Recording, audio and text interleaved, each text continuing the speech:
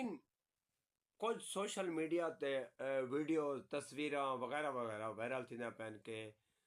RJ Mahwish ने 5वीं 6वीं शादी कर दी है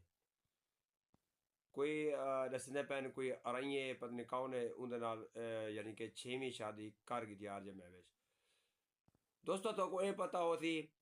आजकल AI जनरेट यानी कि AI के जरिए बंदा कहीं की तस्वीर कहीं नाल अटैच करके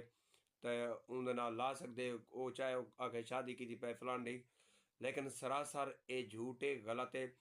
कहीं को बदनाम करने वास्ते और माशरे दे विच को जलील करने वास्ते AI दे जरिए आज महवेज दे फोटो बना के कई बंदे दे कट्टे लटका देते ने बना देते ने जोड़ बना के इवें बने ने जिमें कि दूल्हा और दुल्हन मौजूद होवन जिमें कि शादी की पैवन लेकिन असा लोगों को ये पता कहीं कि AI दे जनरेट थी हुई ये वीडियो है लेकिन असा ऊँ शइ को नहीं समझते असा शुरू थी वेंदा आहियूं बस टिकटॉक ते फेसबुक ते जूं ही फोटो ॾिठा भाई आरजे महवेश ने 5वीं शादी कर ली है, चौथी शादी कर ली है, तीसरी शादी कर ली है।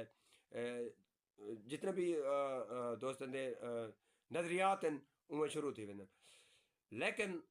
असा कुछ सोचना चाहिए है देखना चाहिए है और कहीं की भी इज्जत है कहीं का भी मुआशरे दे विच रहन सहन है लेकिन कहीं देते बहुताम इल्ज़ाम लावन के पहले बंदा 100 बार सोचे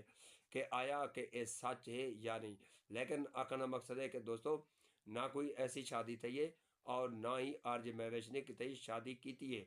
बहरहाल तमाम दोस्तों ने अपील है तुम कोशिश किया करो इवें कहीं को मकसद पहले डिठा करो सोशल मीडिया ते मकसद टिकटॉक ते वीडियो आंदी पे या फेसबुक ते तस्वीर आंदे पे कि आया AI दे बने हुए तो नहीं कोई जनरेट थे वीडियो या तस्वीर तो नहीं लेकिन मेहरबानी करके ऐसे मामलात को हाईलाइट न किया करो